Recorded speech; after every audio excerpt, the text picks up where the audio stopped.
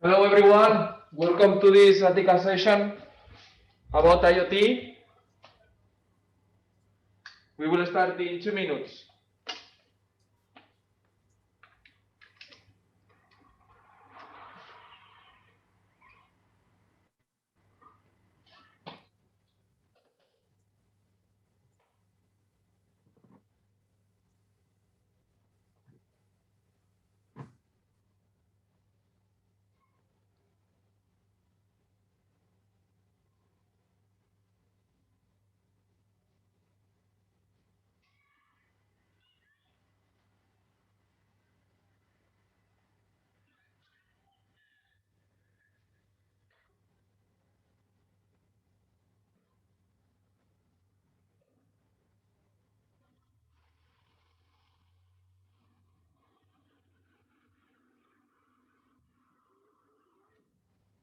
Perfect, let's start.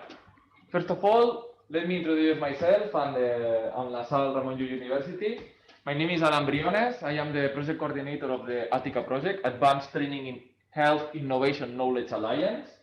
Okay, and well, welcome to this session about IoT and health, eHealth digital transformation. We are in one of our rooms in La Salle, which is about smart learning. Here you can see our shared screen, and also here you can find our panelists. So the thing is, why we are here, no? That's why we started with the project. That's why we launched this. This is our motivation. There is, at the end, a lack of technology experts that have this specific ethical implication and reflection about why we are going to apply this, because it's not the same introducing a sensor in a machine rather than introducing this in a person. It's not the same if this watch weighs 2 kilos instead of 2 or 20 or 200 grams, for example. Many healthcare center managers are also reluctant to introduce technology. Why? Because at the end, which implications we have with this technology, it's also important. So another point which is important to take into account is why or how this engineering education is focused on this technology, all in the technology without taking into account the environmental limitations, for example, how it's affecting to the quality of the air, for example, no? About things that are that have social implications, and also how we can engage students and professors in a discussion related to what or which are the implications of applying one technology or the other. All of these have been more or less covered in our training course that we have been working, and I will present in the following slides. At the end, we want to bring a humanistic approach to this technological situation. Sorry,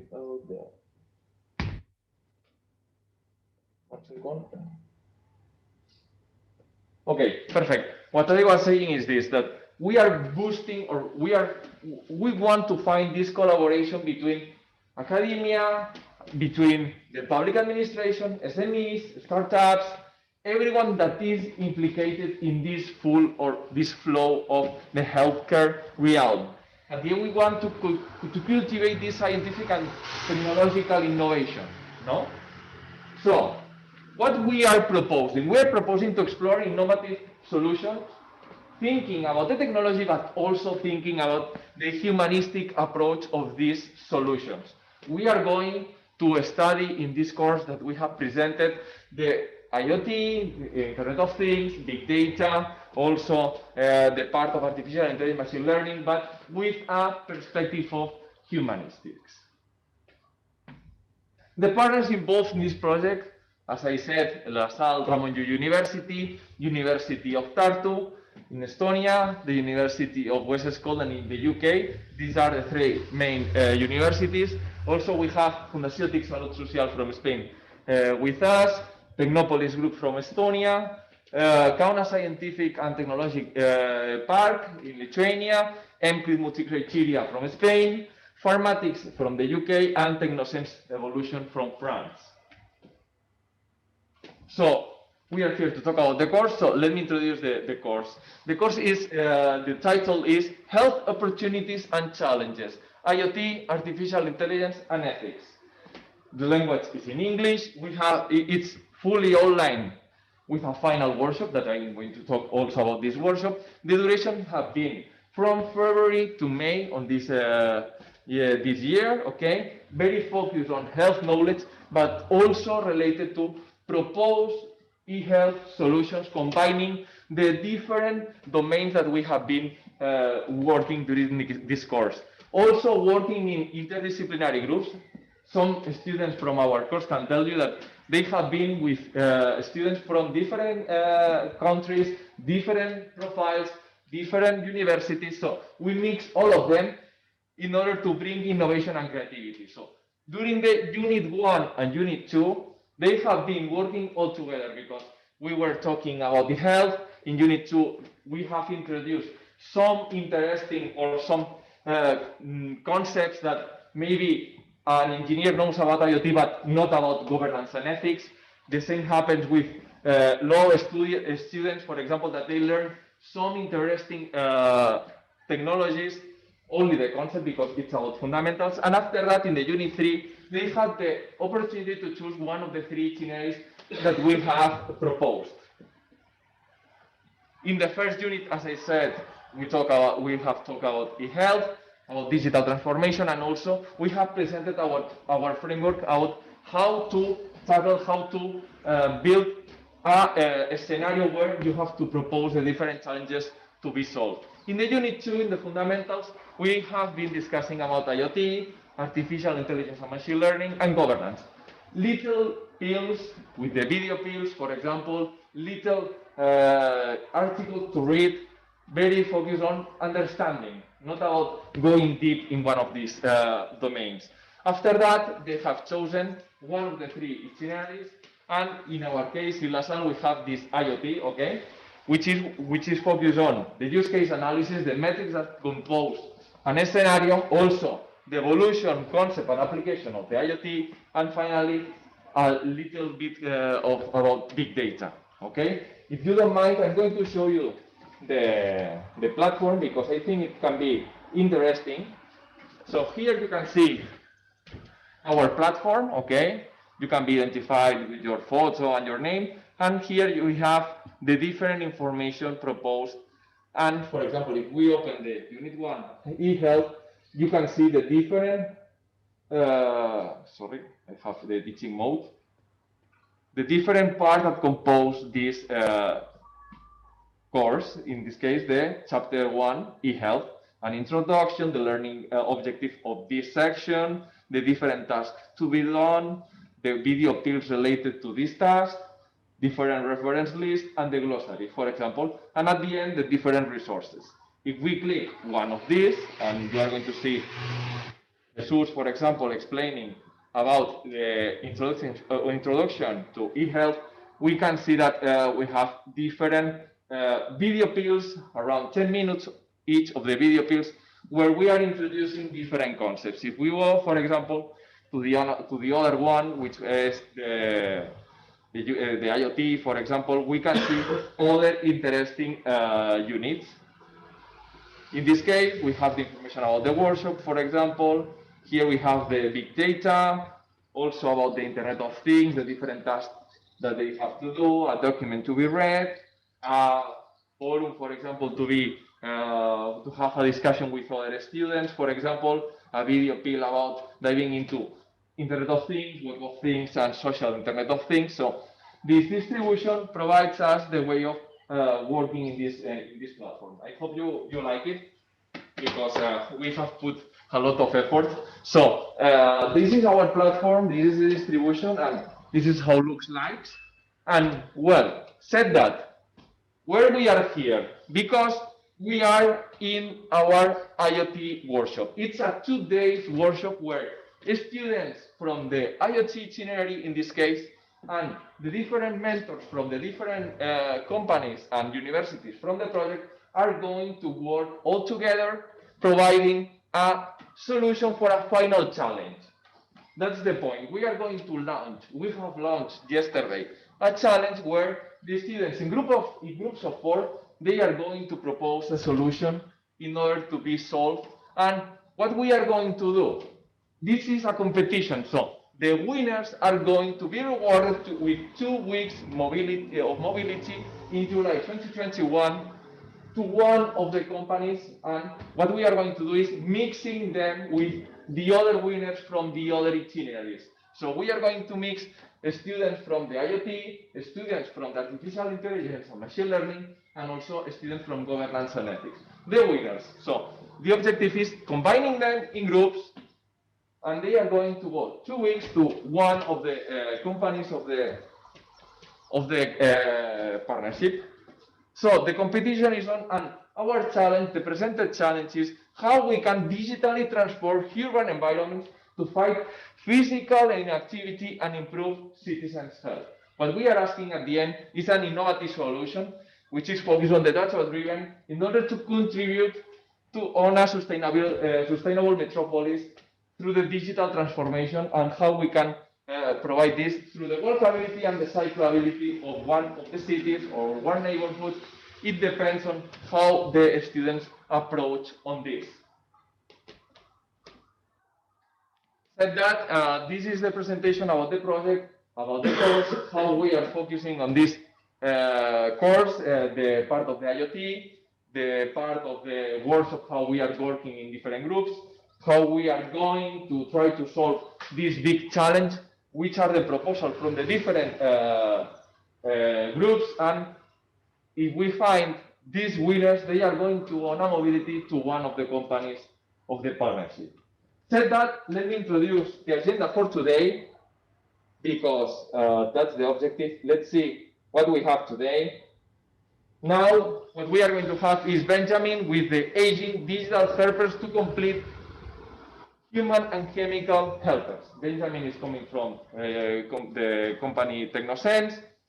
After that, we have the present and future of IoT in healthcare, current trends in the Catalan healthcare sector with Jesus Verdum from Fundació Salut Social. We are going to have also David Moreno from Sanofi talking about his journey in the pharma industry, okay, very focused on the digital transformation. Also, we are going to have Marta Carbonell from the Institut Català de la Salut, Catalan Institute of Oncology, the Chemotherapy project, a digital transformation. And finally, we will have Marc Jimeno from Garage Stories talking about Hack the Hospital, an interesting approach of the Boston and Hospital San Juan de Déu, trying to find a solution in a hackathon.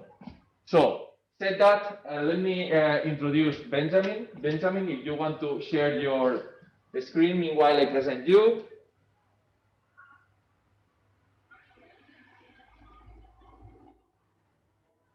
Benjamin is a telecom engineer and MBA. After several years working on IoT products for Google, Hewlett-Packard, and Symantec, Benjamin took the entrepreneurial path, funding several IoT ventures.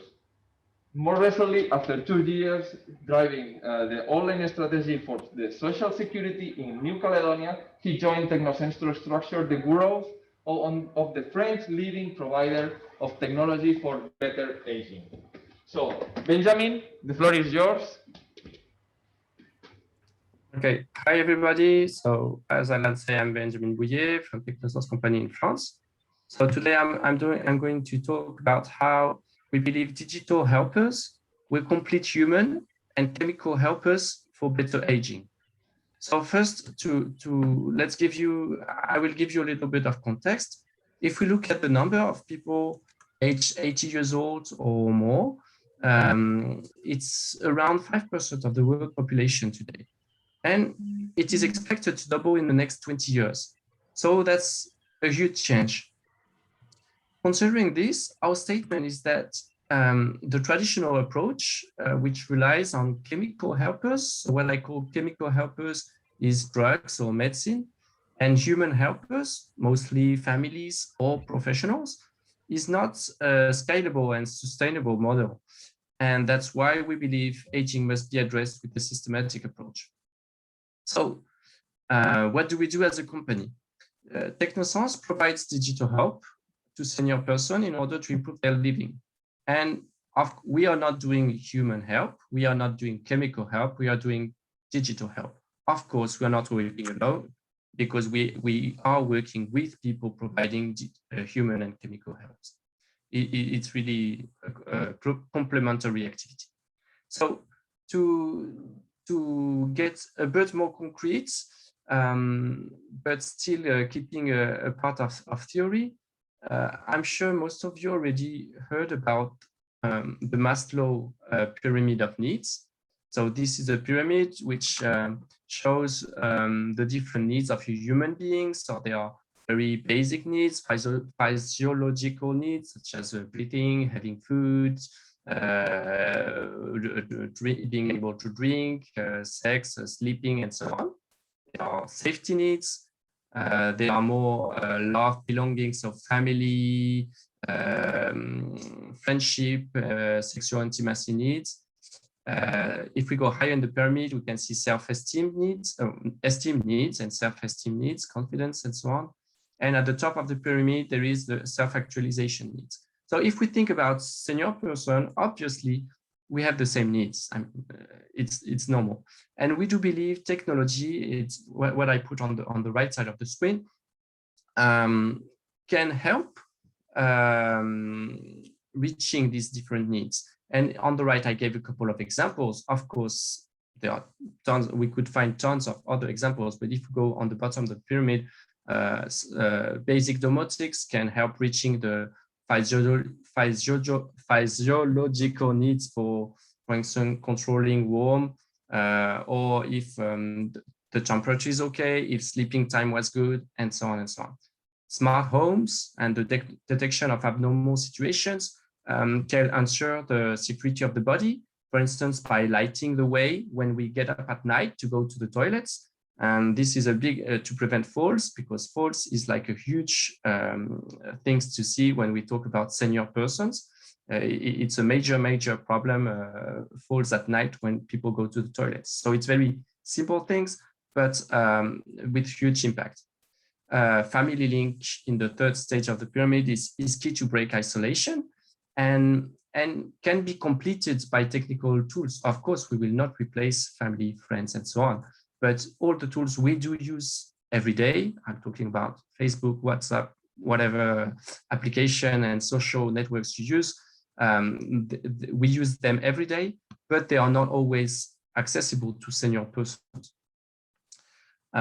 Self-esteem can be kept if the technology is able to help the helpers, because helpers need to be helped. Technology is able to help the helpers to be present when needed without being intrusive, and by preventing the senior from feeling dependable. And that's a big thing, because it says technology must be there in order to not to show too much that technology is helping or that other people have to help. And the last stage is a bit more vague, because it can be very different depending on the persons, on different people.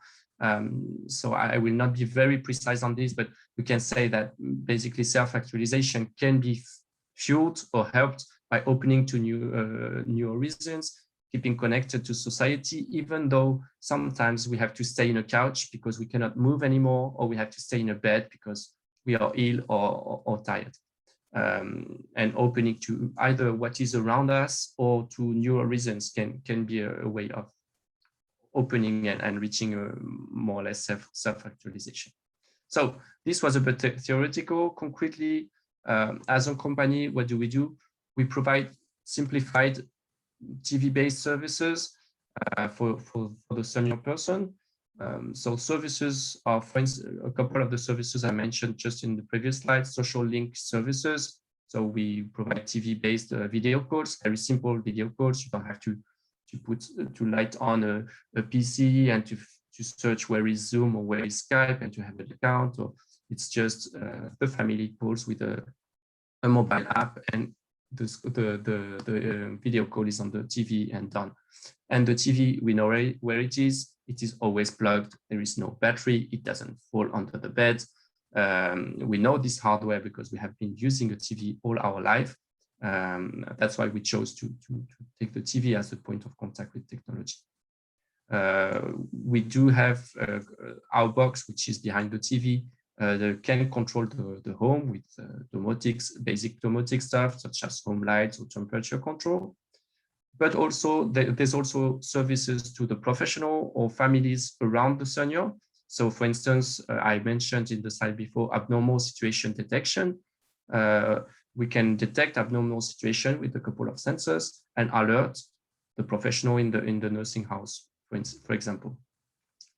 And all of this, obviously, I did not talk a lot about IoT, even though it's part of your course, because for us, all this complexity we rely on. So obviously, we do rely on IoT, Zigbee protocols, AI, machine learning, so on, Bluetooth, and so on, to discuss with the sensors and so on.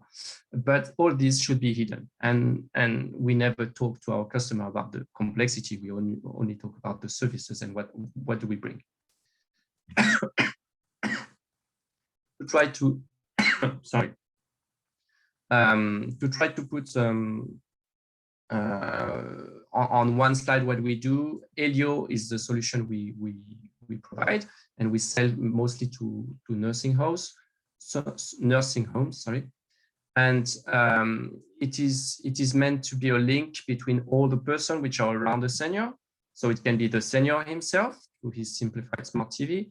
It can be the family who can interact with him or play with him, send messages, videos, and so on. It can be the nursing home and the professionals who can also interact with the senior, but they can also interact with the families, because sometimes professional and families should talk about how is the senior and how to help him better. And we also interact with the senior environment, so the smart home or the smart health devices, for instance. So that's just quite simplified picture of what we do as a service provider. But the big question is, what are we doing, Technosens, a private company, in ATHIKA project? Why am I here? The big question is, what about ethics? We are a technology provider. We are not specialists about ethics or philosopher or whatever. We are engineers, electrical engineers most of the time. But I will try to illustrate how, with a real case, a real use case, how we have to do ethical decision, to make an ethical decision very often, mostly every day, as a product builder. And so the use case I'll take is about abnormal situation detection. I already mentioned 2 times before. So first of all, what is an abnormal situation? So in our case, when we are speaking about a senior person, an abnormal situation could be a situation where the senior is not in his room when he should be in his room. The senior left his room. It could be a situation where a senior entered the bathroom but never came out of the bathroom. It could be a situation where a senior is on the ground because he fell during the night. He's not able to move. He's not able to call anybody, and he's not moving during a whole day. And it's only the next day that we find this person on the ground. This could be a couple of scenarios of abnormal situations. So by using IoT sensors and some machine learning or some basic rules, we don't always have to rely on machine learning. We can quite easily detect abnormal patterns, especially in very regular lives, such as most of the senior lives. So we could detect things like, why does the shutter stay closed when it should be open before 9 in the morning?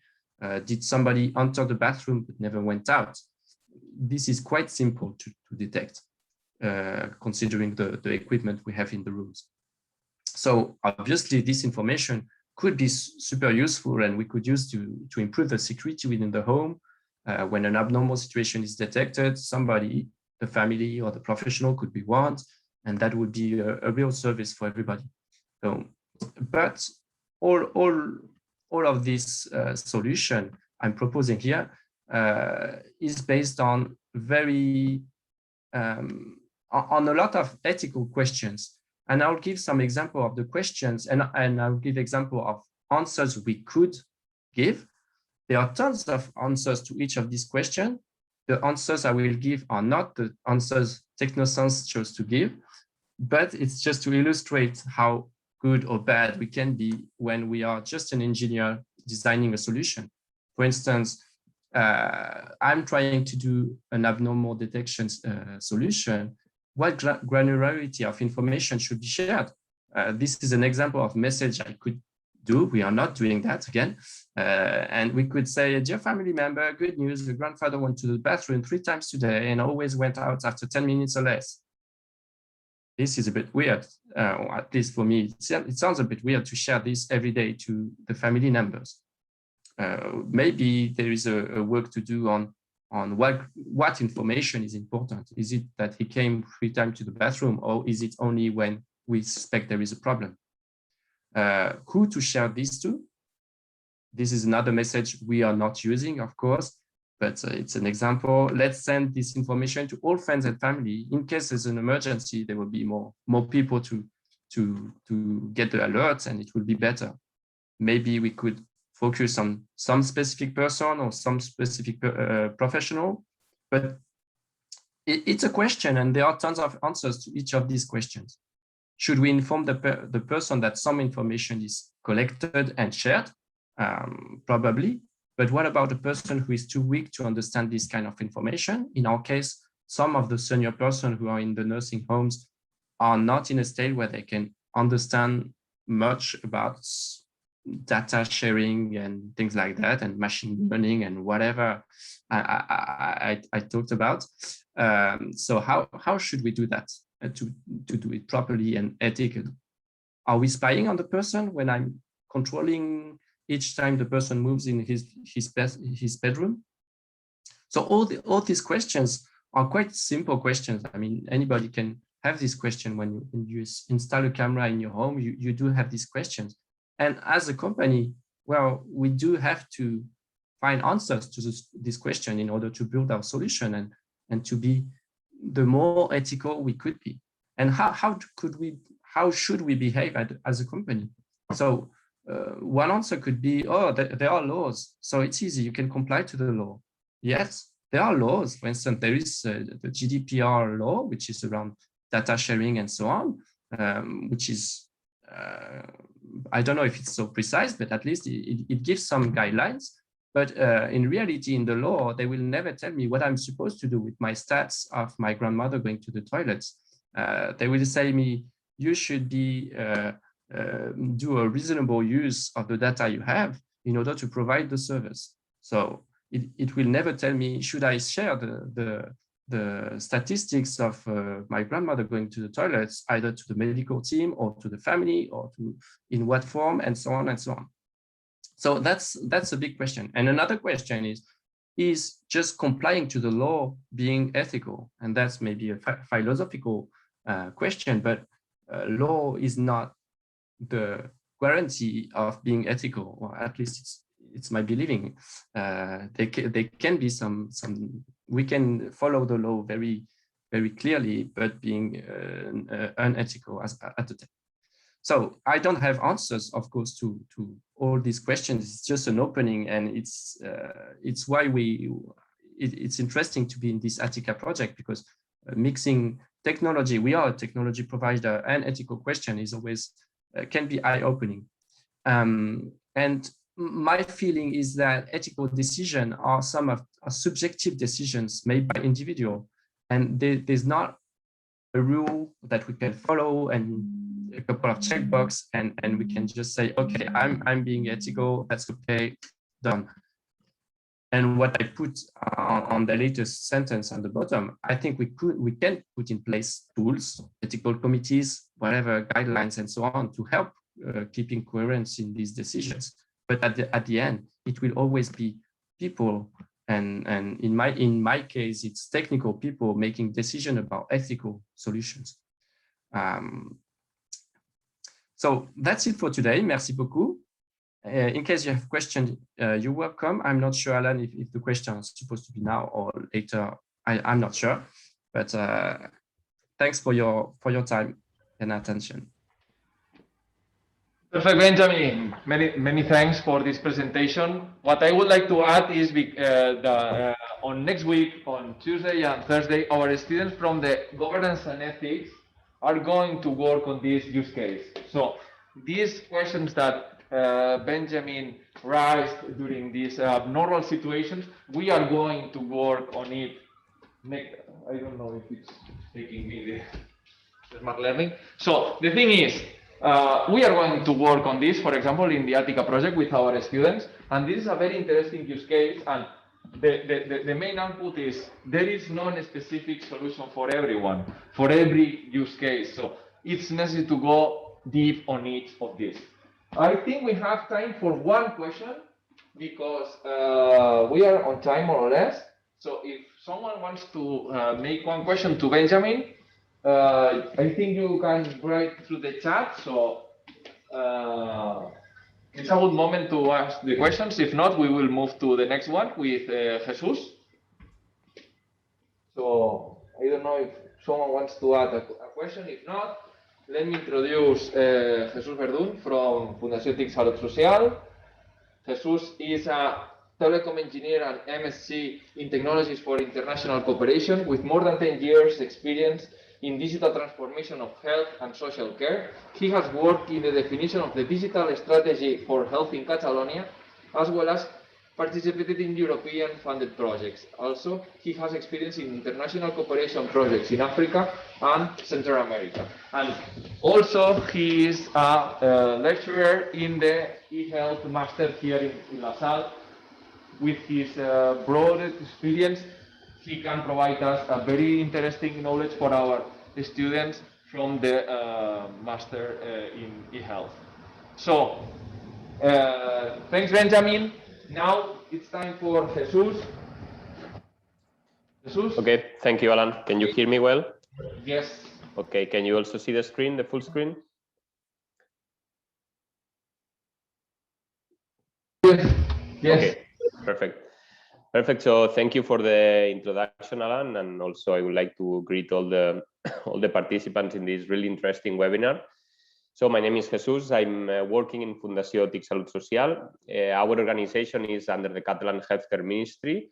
And during the next 15 minutes, I will give you just some information about present and future on IoT, and also specifically on which are the actions that we are currently implementing in the region.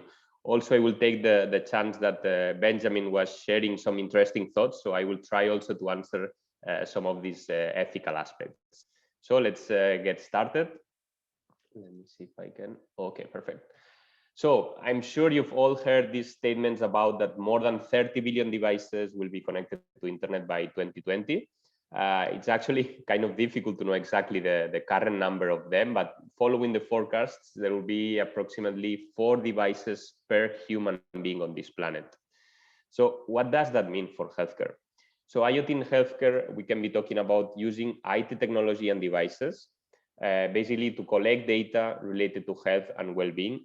But most important, all this use will be for processing data and extracting knowledge for clinical practice. So following the questions that were presented by Benjamin, the important thing here is which is the purpose, why we are collecting this data, why we are sharing. This is very important question to be answered, because that provides like a base for all the use of devices. But well, this is actually not new, since the use of devices in health started long ago. As you can see here, we can go back to 1815 with the invention of the stethoscope, which is considered one of the first medical devices.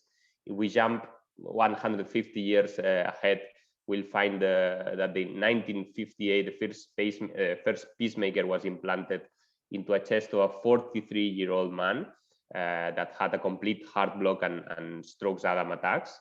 Was a Swedish guy, Arne Larsson, and he managed to live for more than 40 years, dying at the age of 86 of melanoma. So as you can see, we made a huge advance at that time. So from neurostimulators, insulin pumps, cochlear implants, among others, we can find ourselves in the present in 2021 with an estimated of 2 million different medical devices available on the world market, which can be categorized in more than 7,000 different groups. So really we have improved a lot exponentially, and we've also seen that with the COVID pandemic, many things that before we thought that were not possible or we thought that were really difficult, now it's a reality. And most important, sometimes has been proven that this medical device or this virtual provision of healthcare has been the only way to ensure the quality and the continuity of care. So why are we talking about the IoT in healthcare, or what drives adoption? So basically, healthcare is adopting IoT by a number of reasons. Most of them are related to real-time efficiency. You have to understand that IoT allows us to know exactly what is happening at a specific point of time, and it gives us the information that we need to take a decision. So it's really important to know what's happening at a specific point in time to a specific person, and the processing of all this data will help a professional, either from healthcare or social care, to take a specific action based on this data. So as you can see in the slide, applications of IoT in healthcare can be found in all the value chain of IoT, starting from all the data collection, aggregation, pre-processing, storing this data, and also data analysis. So I would like to just give you some specific use cases. You've seen more or less the theory. So here I would like to talk very briefly about which are the specific use cases that we can find in the present. So of course, all the things related to hospital management. Here we are referring to all the management of machines, maintenance, use of machines, controlling temperature, light, humidity, etc. These are use cases maybe more easy to implement, since they don't involve data related to humans, and we can say that there's been there for a while in many, not just hospital management, but any kind of building management. Then we go to monitoring of chronic patients. This is one of the most interesting topics right now, and one of the things that is allowing the healthcare community and social care community to really improve and to really achieve what we call this personalization of services. And here I've selected this project, which is related to a mobile solution for patients with treatment-resistant schizophrenia. I'm choosing this project because I want to break some of these topics. Know that mental health is a difficult thing, so we really saw that if there is an interest, if the purpose is justified, if the solution is usable, if it's useful for patients and professionals, there can really be a change. There can really be an adoption of this kind of technology. So there are some myths also associated to elderly people, for example, but we really have seen, if you really give a purpose, if people see the utility of the solution, and of course you provide some assistance and teaching, no matter the age or economic status or social status. Of course, there are few things that you will have to consider, but still I think we are on the way of changing the way we provide this healthcare and social care assistance. And finally, we have healthy environments, which I think most of you have gone through topics related to this in the ATHIKA course. We are shifting to a scenario in which data no longer belongs to a single sector like health or social or urban. We are transitioning to an ecosystem of data which are collected in really complex environments that can consider hospital, city, home, and all these data are really helping us to understand, as I said before, what is happening at a specific point of time, what is happening at a specific place or to a specific person, and which is the data that we are collecting to take decisions. This is very important. We collect data, but why we collect the data? We collect this data to make some decision, to provide the service. And I think it's very important that in all of the projects, in all of the solutions that are designed, there has to be really a purpose, a utility of this solution we want to create. Okay, so this was more or less a theoretical and also some practical approach, but I would like to spend some time explaining what is happening here in Catalonia related to IoT in healthcare. And I think it's important first because I can give you some practical examples on how we are really deploying this. And the second reason is that it's very important to know your context. You have to know the context in which solutions are being deployed. Following Benjamin's presentation, if Benjamin has to deploy their solution in Catalonia, what he will see later will be the ecosystem that he will have to face. So let's go for it. We all know that there's been a digital transformation in the last year. Some of it has been imposed by the context, but it's also important that the healthcare system has been promoting this change. So it's not just only about implementing solutions, implementing innovation, but you really need a follow-up by the local stakeholders to make this innovation and change a reality. So at the end of the day, we are changing healthcare delivery, and this is also very important. Whenever we use technology in a sector, in this case, healthcare sector, we are changing the way services are being provided. And this affects organizational aspects, this affects health literacy skills, GDPR, which includes also ethics and privacy. Of course, security and protection. The more connected we are, the more exposed to attacks also we are. And in healthcare, this is a very critical aspect. New healthcare pathways and protocols. Benjamin was also explaining, shall I share this information with the family? So here we are creating a protocol. So when do I have to make an alert? To who I have to alert? This in the healthcare sector, we call them, can be called like healthcare pathways. So it's important also to define all these protocols of which data we collect, with who we share this data, etc., etc. And finally, usability and acceptability, which is also a major driver of change. So here you can see a very brief summary of the Catalan healthcare ecosystem. I won't go into detail because I won't have time for it, but I just wanted to share with you that implementing IoT in a context means that the different stakeholders at the different levels have to already be connected, have to already have some interoperability issues and mechanisms to exchange data. The more data we want to exchange, the more data we want to connect, the more means we need to make all this data interoperable. It doesn't make sense that a sensor only works with a single platform, because if this sensor has to provide data to a number of services, not only in health, but also in social care, for urban management, etc., we really need to achieve this interoperability. So in the case of Catalonia, how we are addressing this interoperability. So again, if Benjamin wanted to connect their devices in Catalonia, they will have to follow this structure that you see here. We have developed a platform which is called mConnecta. And basically here the idea is that everything, all this ecosystem universe of mobile apps, wearables, medical devices, will have to go first to a process of validation and certification, and then they will be connected to a single platform. This single platform will be able to share all the data with all the stakeholders.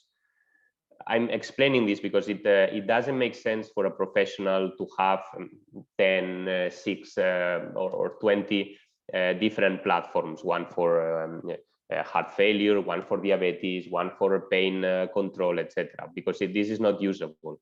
So what professionals want is to have a single interface with all the data integrated. This can only be achieved if at the regional scale, we have a platform that integrates all these aspects. So for that, interoperability is key. We are working with different standards and interoperability. There are a number of also clinical dictionaries, which also helps answering the questions of Benjamin. So which is the data that we are collecting, or for what purpose, also has to be categorized with a purpose, with a code. So then if you want to share this information, you'll be able to do it with a number of stakeholders. And also, not everything is about technology. And I think this is why ATHIKA is really relevant these days. I think it's one of the few university courses which address all these ethical aspects, all the humanistic approach, because not everything is about technology. We realized when we wanted to deploy all these telemedicine e-consultation services because of the COVID, that it was not just about implementing video conference. Video conferences systems have been there for more than, I don't know, 20, 30 years. But which are the channels that professionals and patients use to agree on a use of a specific technology? Which are the organizational aspects that professionals need to deal internally in the centers to arrange these appointments? Am I integrating my agenda with the agenda of the video conferencing system? Am I addressing all the data protection and privacy requested, since I'm doing a communication from my office to the citizen's home? Do I know all the best practices and codes of conduct? Of course, we've seen with the pandemic that our houses have been exposed to many national, international events, meetings with friends, meeting with colleagues. So when we are talking about clinical practice, professionals really have to be very serious about, for example, what's the doctor's background when addressing a citizen for a healthcare aspect. So of course, all these things we have been working with them. We have been producing a number of different materials who are shared with all the community. And here you have a link that now they are only available in Catalan, but we are translating them, which precisely try to answer all these questions about how in the daily practice, how we deploy all this, how we answer those questions that Benjamin was presenting before. And finally, talking about the future, we see the future of IoT and healthcare, one in which technology can also be prescribed. So, for example, for a patient with diabetes, we will not only be prescribing the insulin pump or the insulin drugs, but we will also be prescribing specific monitoring solution with a specific frequency of collecting the data, who is going to receive the data. All this will be prescribed. The same as now, you get the drug and you get the 3 moments in the day in which you have to take this drug. You will also receive the different moments in which you will have to send this data, or it will be automatically sent by the solution. So, and just to finish, I was highlighting maybe 4 future trends. First is the democratization of healthcare data. And this is also very important because the more data we produce, the more this data can be exploited. And here I want to be clear about who owns this data, and it's the patient. The patient owns their data. Healthcare institutions, private companies, they can manage the data, but the owner ultimately is the patient. And we will see more and more mechanisms for patients to share their data. And that implies that we are democratizing the use of data, but we also need to provide some tools to fulfill GDPR, fulfill security. I've heard an interesting approach to privacy of data. It's instead of privacy of data, where we are kind of giving copyrights to data. So this is my data. I can use it as I want. I can give it for research. I can give it to a company in exchange of money. I can give it to a private doctor because I want to have a second opinion, etc. So all this transition will mean that we will be able to manage our data in a more flexible way. This requires also health and social care integration. We are breaking the silos of data to allow this 360 citizen experience, not only in social and healthcare, but also in urban environments. Also, there was some examples on which are the most healthy routes to go with your bicycle from one point to the other, depending on the air pollution, etc. Data-driven healthcare outcomes. Also, the real-world data will become an asset to healthcare services. Now, the payment to healthcare providers are based on activity, but we will see more payments based on outcomes. And this is very important to have reliable data. And finally, new remote scenarios for self-management. So every day, patients have more tools to manage their own health. Professionals also need to cope up with all this new innovation being introduced. And at the end of the day, all these aspects will be integrated in the scenario I was mentioning before. So thanks for your attention. I'm sure I'm giving a lot of information. I try to make it very concise, but I encourage you and to keep following on all this content and to enjoy the rest of the debate. Thank you very much.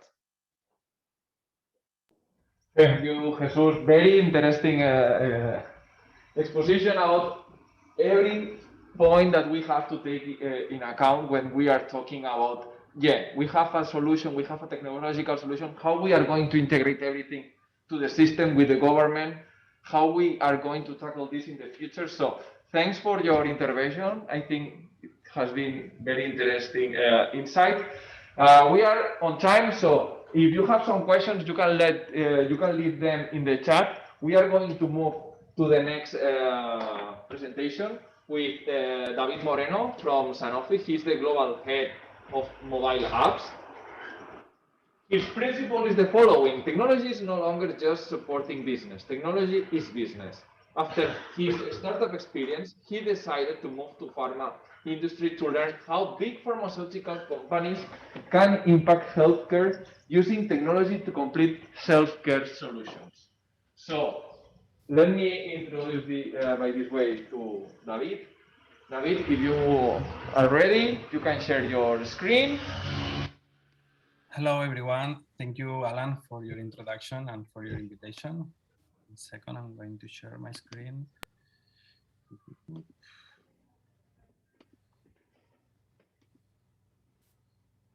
Perfect. Okay, thank you. So hello, everyone. My name is David Moreno. Oops. Now, as Alan said, my favorite quote is, technology is not about supporting the business, technology is the business, and this has been a principle in my whole professional career. I'm working for Sanofi since 2015. I have a digital master degree from Salle and a multimedia engineering degree. And my current role is global head of mobile apps at Sanofi. I started my professional career before Sanofi in Sumasa, a CaixaBank company. After that, I moved to a startup called TNT Factory. Then I moved to Col·legi Farmacèutics de Barcelona. I co-founded my own startup. It was the first delivery food app in Spain.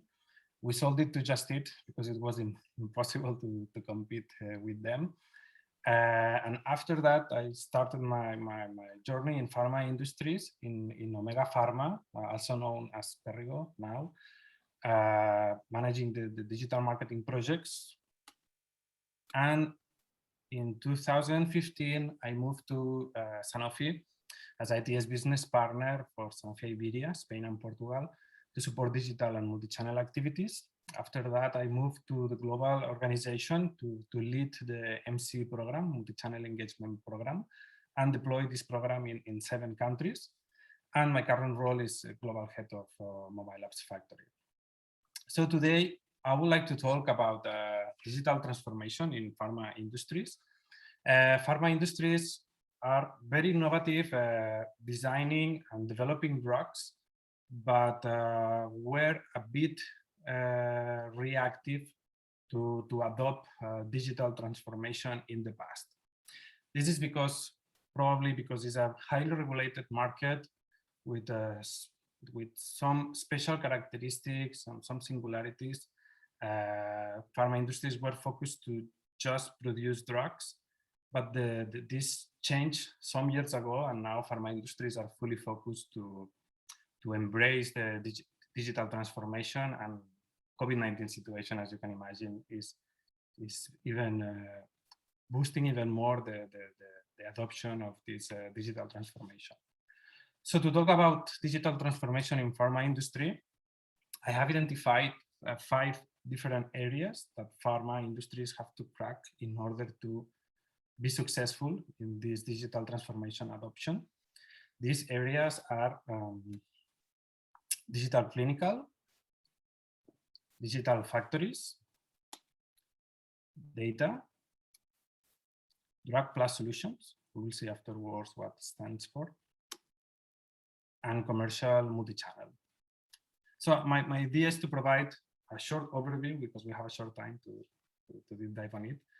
For each one, and provide a couple of examples of use cases or solutions or tools to support the digital transformation in these areas. Starting by digital clinical, the challenge here is to accelerate clinical trials as much as possible, of course, without taking too much risk, using digital tools. We have seen during the COVID-19 situation how important it is to accelerate digital clinical trials, I'm talking about the clinical trials for vaccines. So we can take advantage of digital tools to try to speed up these processes.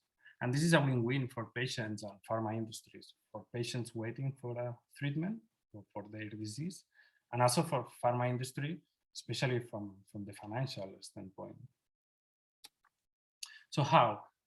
There are different ways to accelerate clinical trials using digital tools. The first one could be improving the protocol design and execution using technologies such as artificial intelligence, natural language processing, machine learning.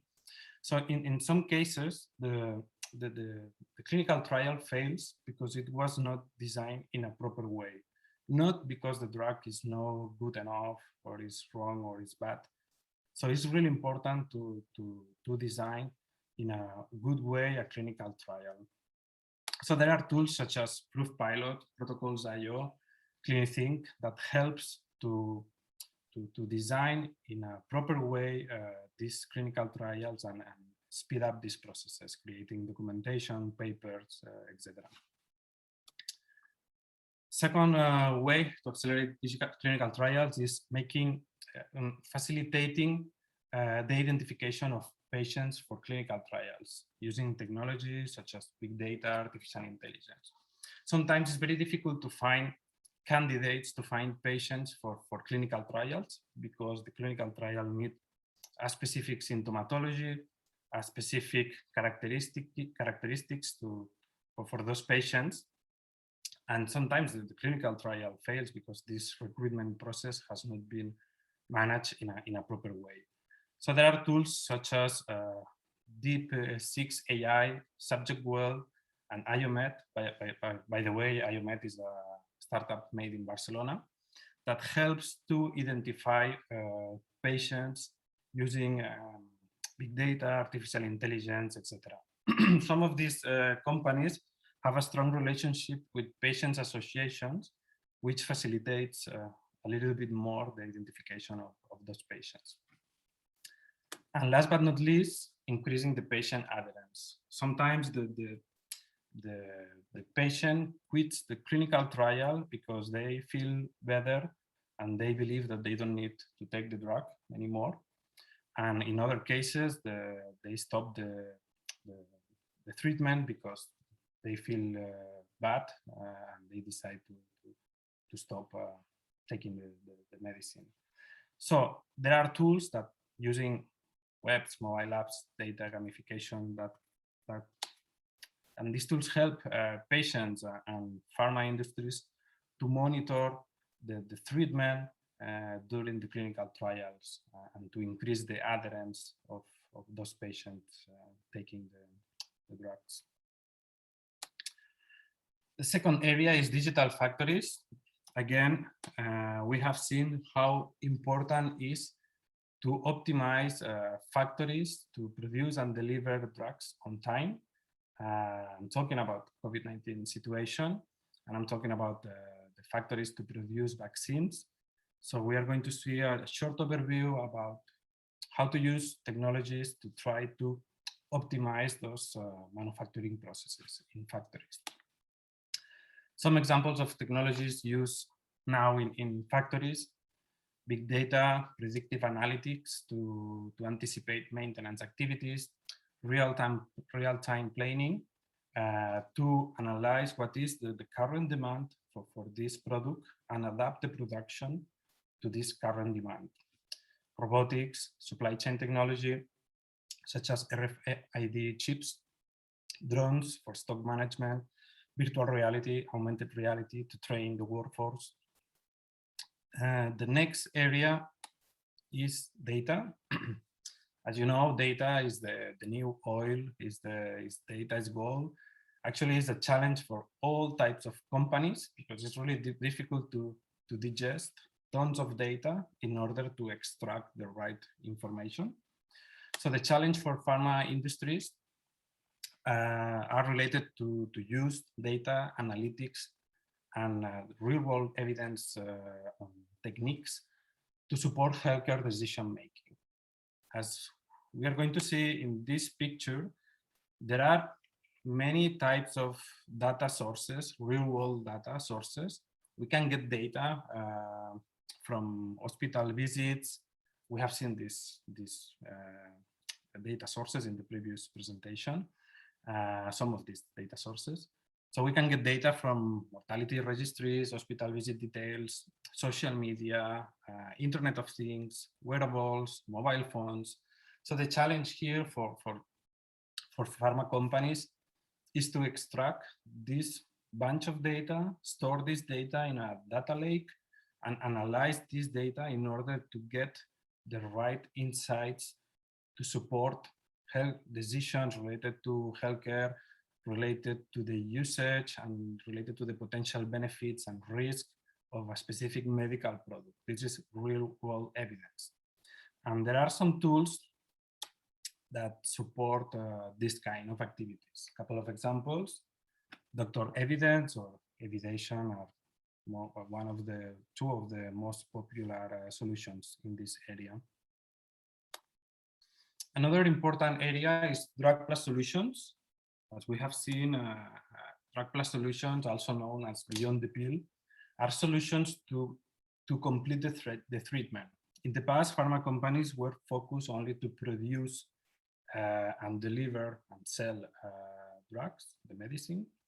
But now we are trying to complete this experience, I would say, or this treatment with tools and services that can improve the patient outcomes, the adherence, and the self-care and the self-management of the conditions by patients.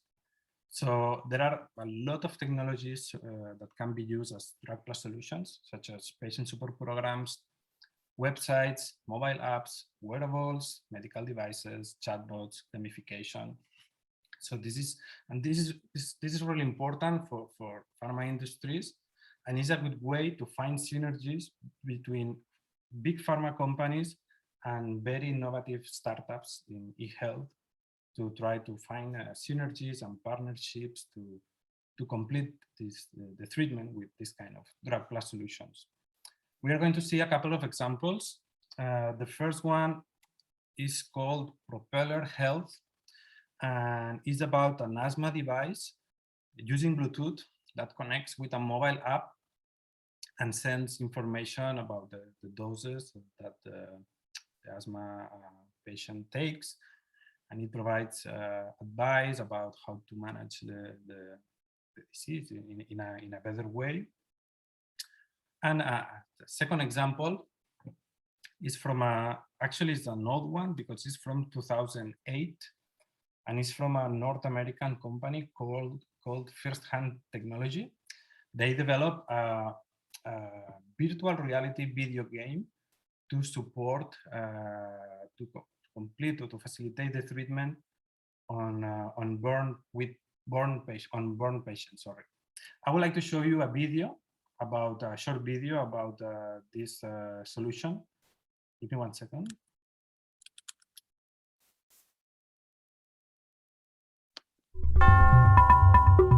Science Central.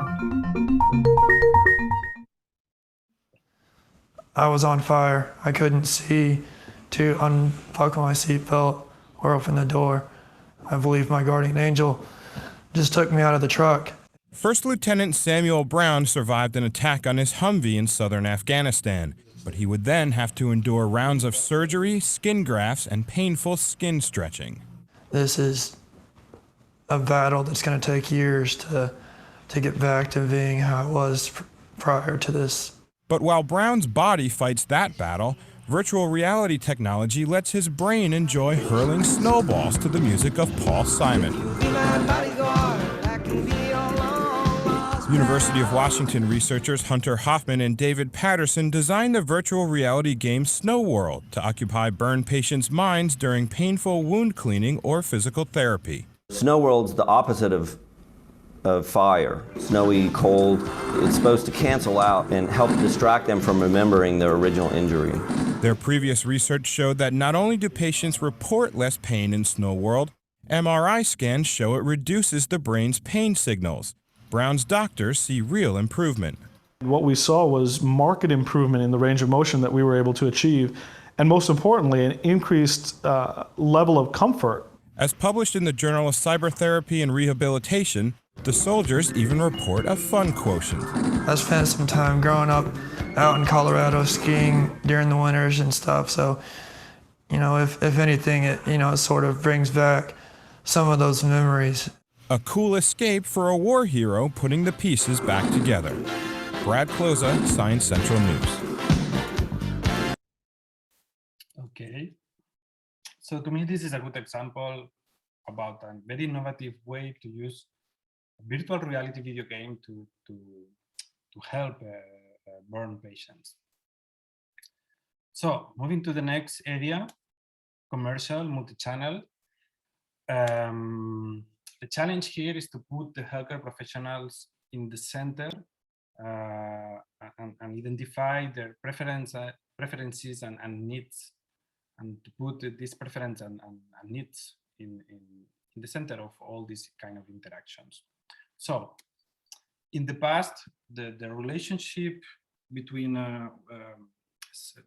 healthcare professionals, physicians, doctors, and pharma industry was completely managed through sales reps.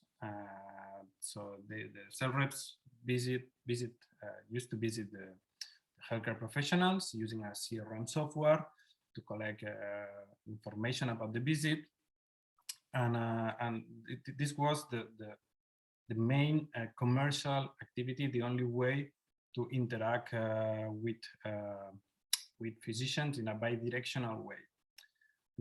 We used to complete this kind of interactions, sending emails, newsletters, creating websites, creating papers, documentation. So the situation has completely changed in the present, and now is more about to put the healthcare professional in the middle and to surround them with different channels, online channels, offline channels, sales reps, webinars, video calls, etc. And to find a way to orchestrate a strategy using these several channels to deliver the right content at the right time, and then to get insights about the way that the healthcare professional consume this content in terms of interests, etc. To store this data in a data lake and using artificial intelligence and machine learning to identify patterns and learn about the interest of this doctor, and then identify the best next action, the best next channel for them in order to deliver very precise content. So that's all. I have some couple of complementary slides. I don't know if we have enough time to go, just 1 minute, just to do a very short overview about some projects that we develop in Sanofi. Calculator, a disease activity score for arthritic rheumatoid. It was a calculator for rheumatologists, and to assess the severity of arthritic rheumatoid symptoms. And so the patient explains and provides the level of pain in each finger, arm, or legs. And the calculator uses a scoring system to provide a score about the severity of the disease. This is a good example to me of how to provide added value to physicians. Actually, they are using this tool, this calculator, in a daily basis.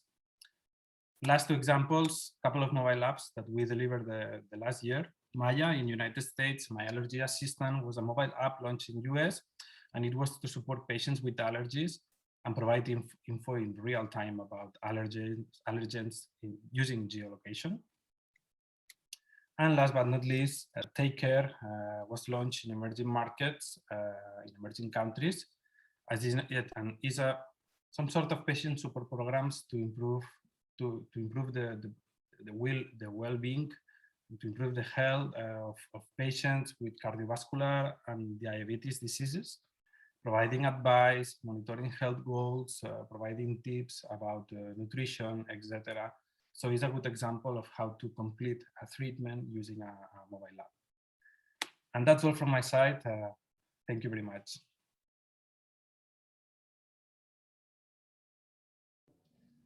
Thank you, David. I think that it has been a very interesting approach about how the pharma industry is trying to solve different of the challenges. We have seen the part of the technology, we have seen the part of the government, we have seen how the industry is trying to push with innovative solutions. So thanks for your insights. I think it has been a very interesting exposition, and well, very interesting, and I think that these applications are going to arrive in the future to everyone. So I have seen some questions from Amparo, but we are tight on time. So Amparo, I will take as you are a student from the course, I will take your questions and I will send it to David after the workshop, okay? So David, thank you for your pitch. And now we are moving with Marta Carbonell from the Catalan Institute of Oncology. She is a telecommunication engineer and MBA by training, with more than 20 years of experience in information technology in the health area, former computing deputy director at Hospital Universitari Vall d'Hebron, a very interesting and important hospital here in Barcelona, Catalonia, and Spain. She also collaborates in the field of project management in the Master in Information System at La Salle. So, Marta, welcome. Hi, Alan. Good morning. Thanks for inviting me and thanks for that introduction. I wanted to share a presentation, just a moment. Perfect. I will let you know if it's working.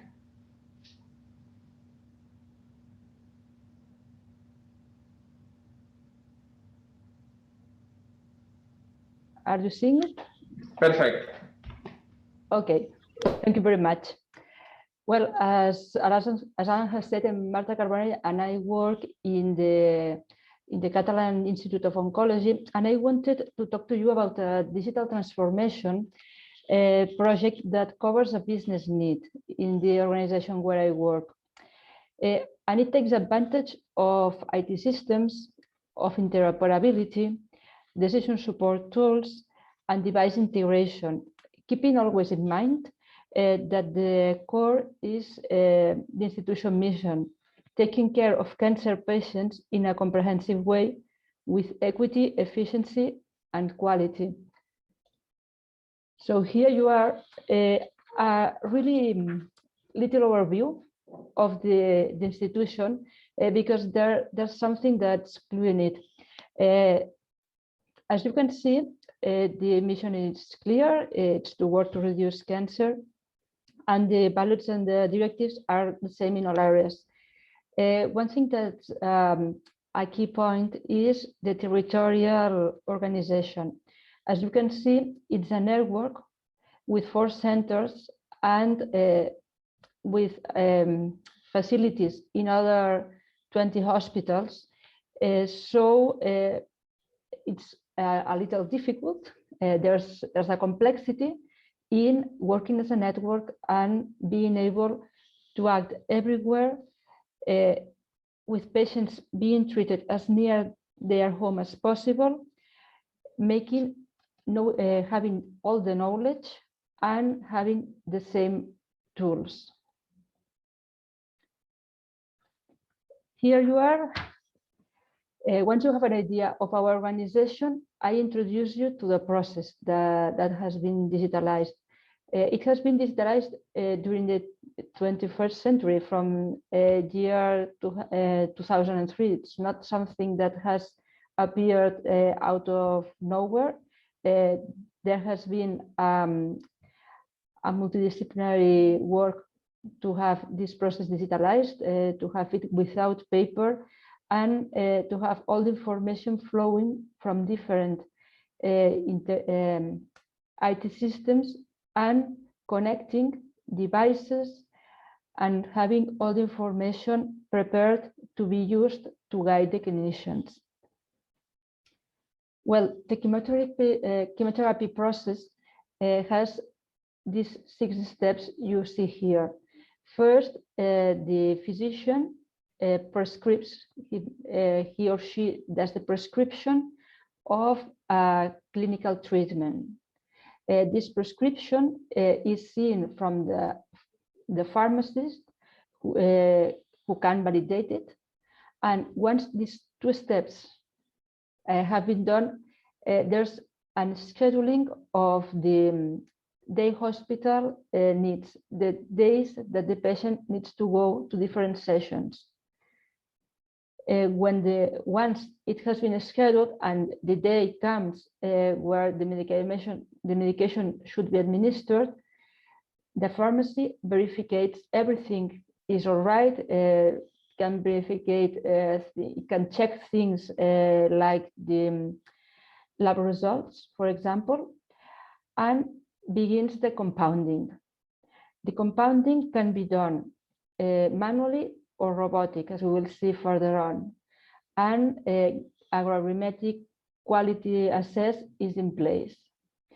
Once you have the mixture that has been prepared, there's a logistical part. The medication has to travel to the day hospital, and in the day hospital, nurses administrate the medication and take care of the patients. So in this process I have talked to you about, there are several challenges. A very big challenge in this business, as to say, is the knowledge management. There are different treatments that can be applied in the same case, and the system has to have this information inside, organized, so there can be a decision support guidance in this step, in the prescription step. And not only to choose the treatment, but also to get all the information, the correct dose calculated, because it's not the same for every patient. It depends on parameters as creatinine clearance, a lab result, or the weight or height of a person. Security management, that's really important. All the process has to be traced to minimize risks in data preparation and in in mixture preparation and in administration. And all the incidents, safety incidents, have to be recorded so as to be able to improve the system in a continuous cycle. There are more than one information systems in hospital. You usually have the biggest one when you think in time in terms of amplitude, that's the electronic health record, but you have departmental systems that take care of lab, of radiology, perhaps of pharmacy, and all these systems that are used by the different actors we are seeing in this process have to be integrated, and the data and the information has to travel through them. So every actor has the information he or she needs at the moment he or she needs it, and you have to integrate devices as scales, as printers, as readers, barcode readers. And which is the solution? Which is the solution that that has been deployed and that's evolving continuously? there has been developed an information system that covers all the process. And for each of the actors has a different interface. For example, when you are prescribing, you have an integration with the clinical workstation of the physician, and you are working with a computer, with mouse, with entering information from the keyboard. When you are working inside a cabin and you are compounding a mixture, you have touch interface, you have barcode readers, so as not to have to introduce all the numbers and to have a safer introduction. When you are at the day hospital, you can have a tablet or you can have a PDA to enter the information and to read the barcodes.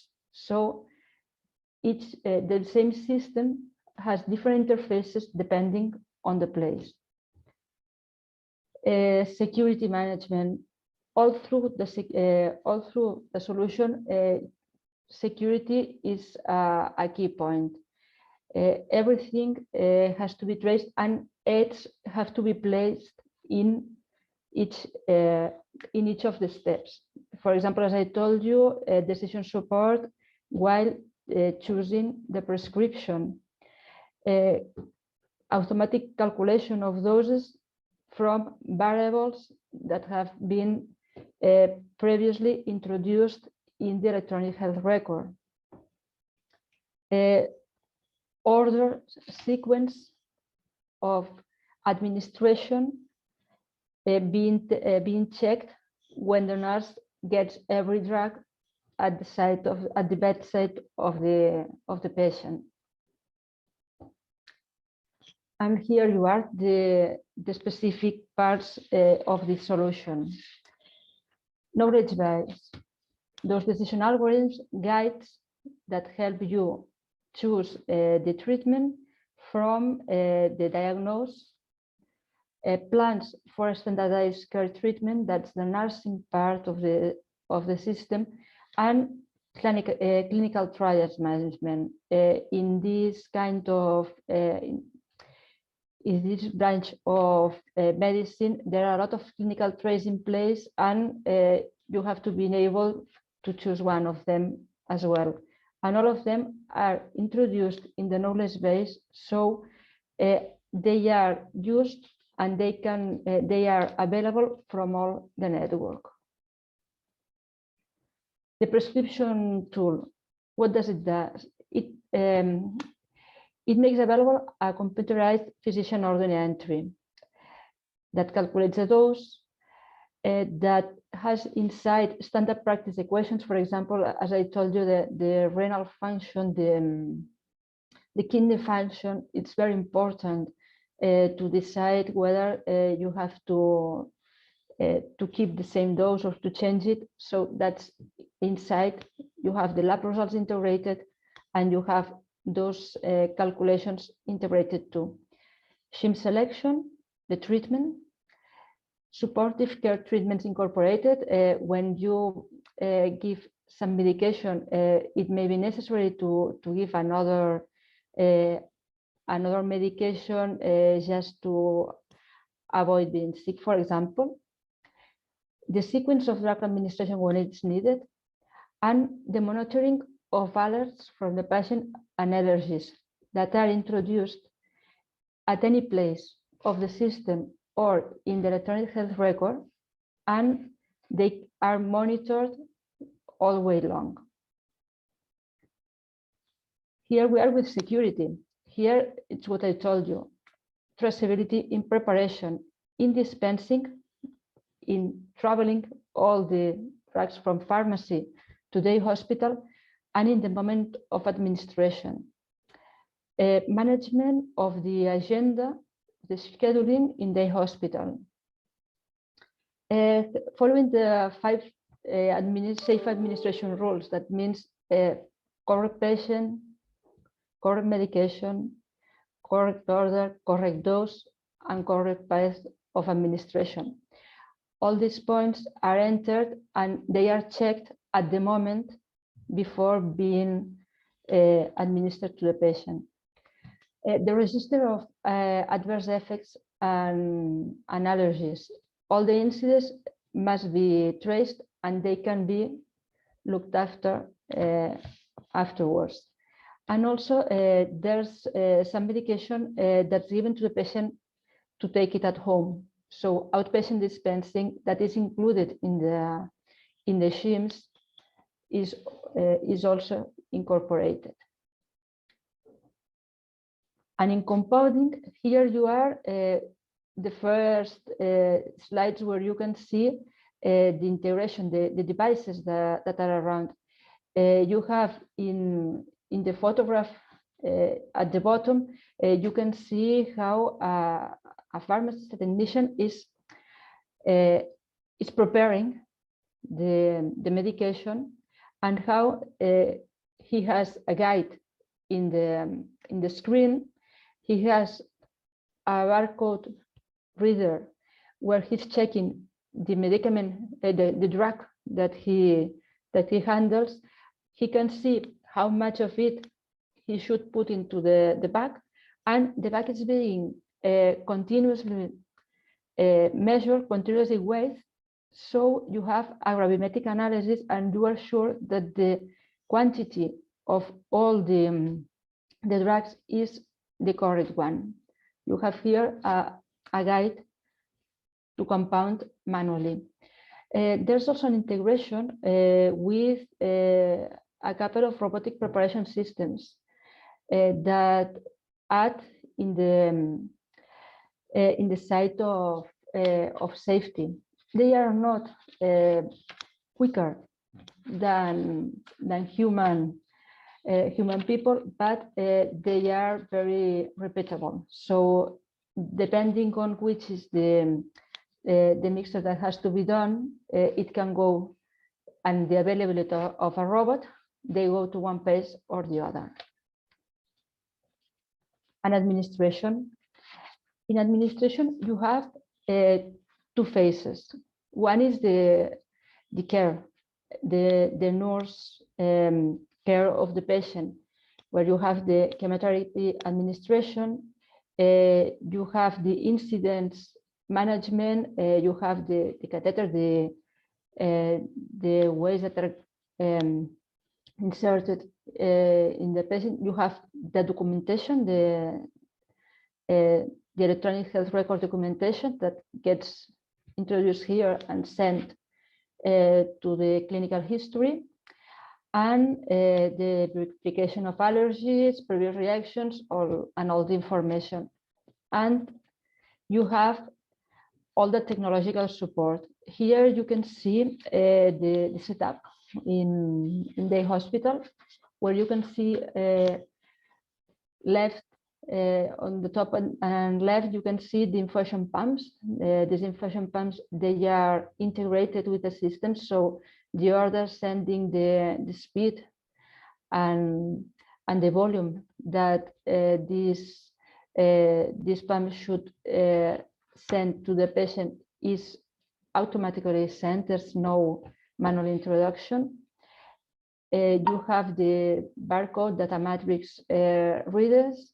You have the tablet where everything can be seen by the patient and by the nurse, excuse me, and can be entered. And you have here one of the examples of how these bags are labeled. And these bags, as you saw in the previous slide, they are labeled expressly for this patient and this preparation. In the cabin, you have a printer, a thermic printer, that prints this label that is for this medication and for this patient. So it's read when the nurse begins administration. And so here you are. This is my last slide. And as a conclusion, you can see that digital transformation must cover the business process, giving appropriate solutions to each actor, and not forgetting to acquire all the valuable data that can be later used to analyze, to make improvements, to measure reality and act in consequence, and integrate it in the other systems used in a semantically interoperable way. And the use of technology should be on an as needed base. It's not technology for technology, but it's technology where you need it.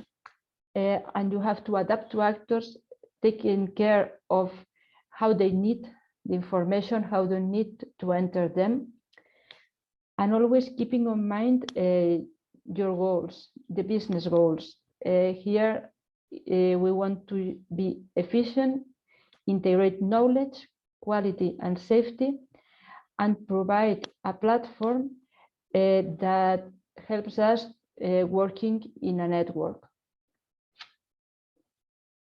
So thanks for your attention.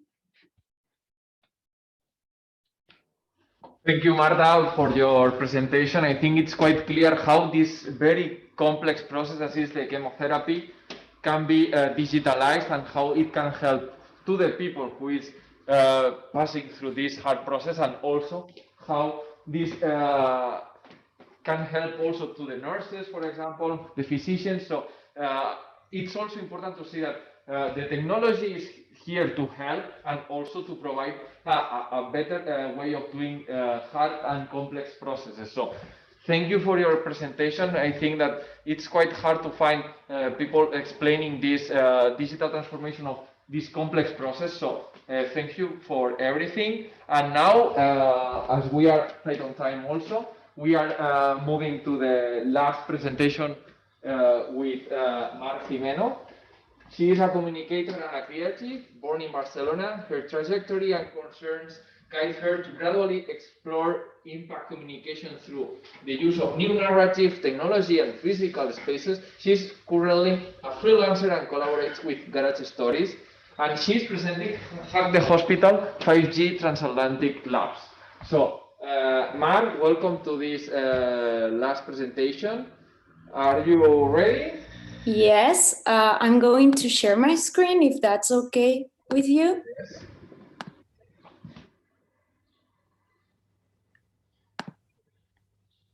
So are you seeing the presentation? Yeah, I think so.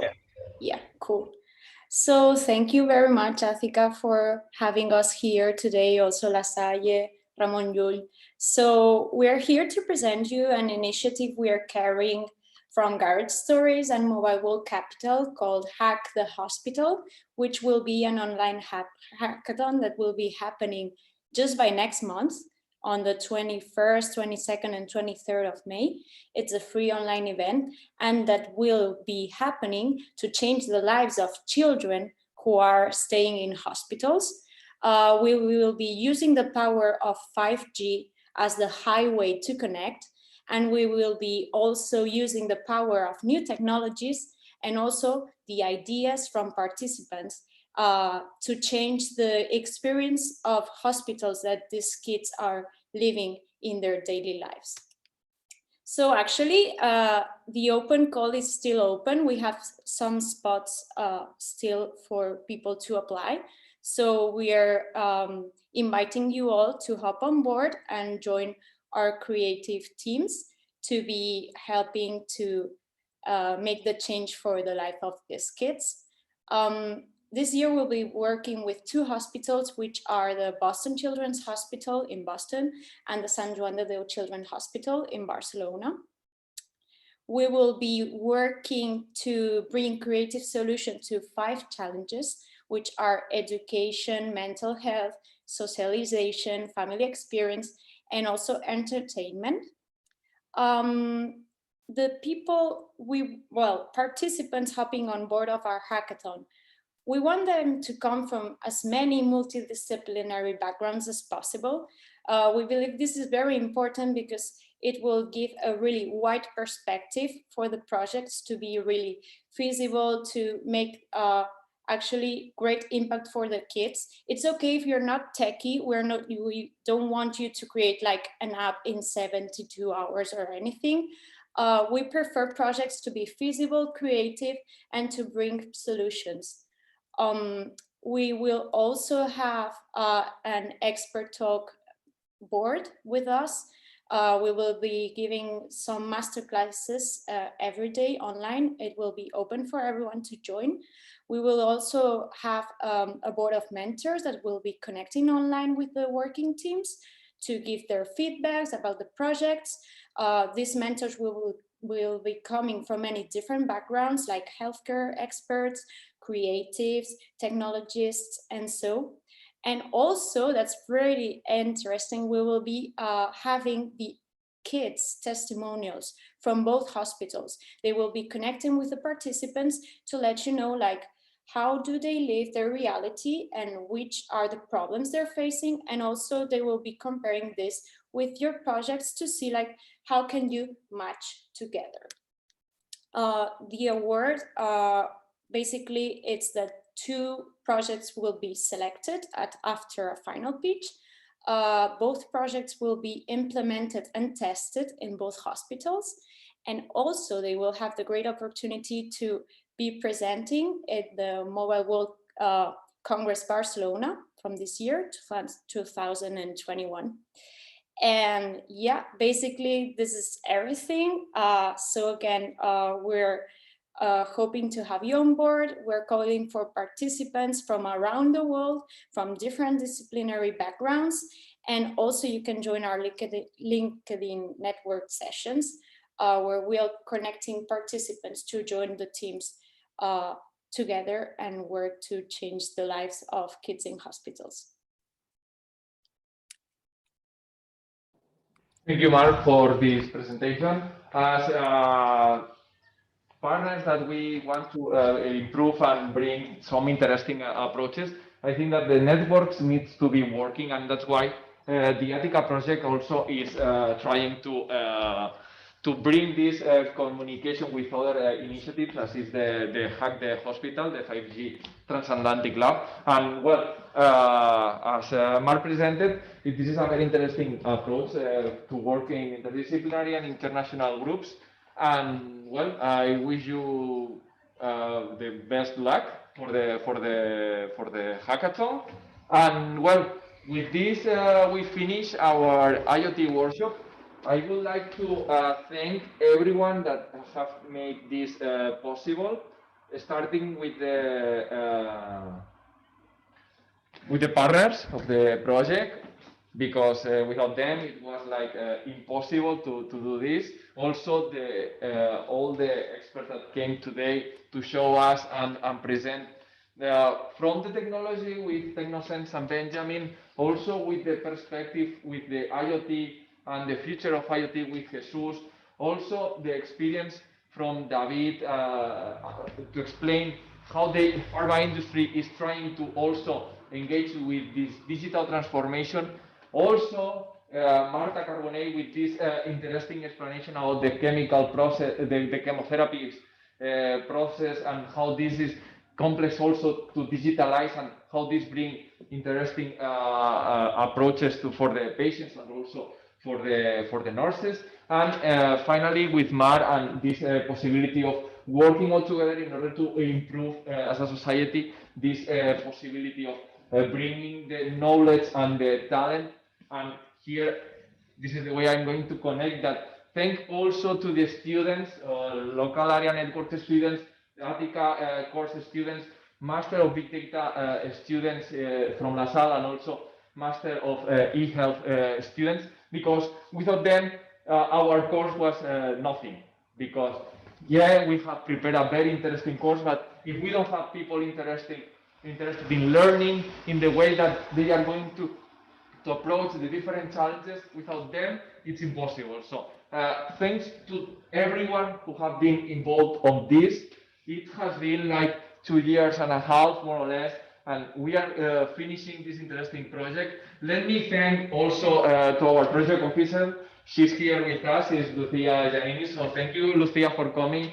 We wish that we will meet you in future events. It was meant to be here before all happened last year. So thanks everyone for coming. Thanks everyone to attend this. We have been around 50 participants and the 10 panelists, more or less. So very interesting approach. So thanks everyone for coming, and stay safe and see you soon.